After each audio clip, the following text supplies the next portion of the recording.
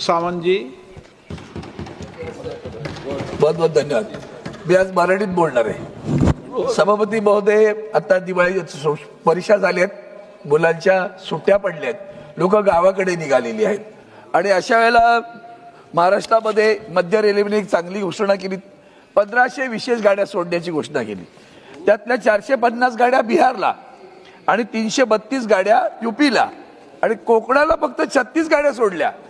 त्यामुळे तो हा भेदभाव केला गेलाय। त्याच्यामुळे लोकांमध्ये प्रतिशत राग आहे। आता मराठी एक तर अलीकडेच हिंदी सक्तीची केली, त्यावरून सुद्धा राग आलेला।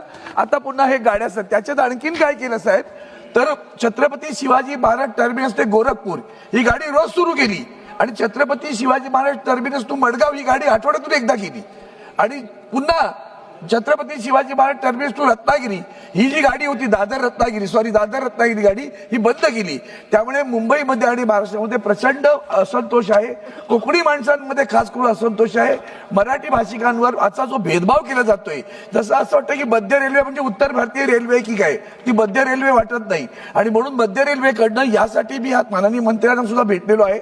माझी विनंती आपल्याला, दादर रत्नागिरी गाडी पुन्हा सुरू करा आणि या फक्त 36 गाड्यांनी कसं होणार आहे लोकांच्याकडे। आता पेट्रोलचा आणि आपण सगळ्यांना माहिती आहे डिझेलचे प्रश्न आहेत, रस्ते खराब आहेत, तर रेल्वेशिवाय पर्याय नाही आणि म्हणून आपल्या माध्यमातून विनंती करतो की कृपया कोकणातील माणसांसाठी जाण्यासाठी या गाड्या इथं वाढवाव्यात। दादर रत्नागिरी गाडी सुरू करावी आणि त्याच पद्धतीनं नांदेड पुणे जी हडपसरला त्यांनी टर्मिनेट करून टाकली, तिथेही त्यांनी गोरखपूर पुढे केली, पण नांदेड हडपसरला टर्मिनेट होणार, हुनंगुल हडपसरला टर्मिनेट होणार।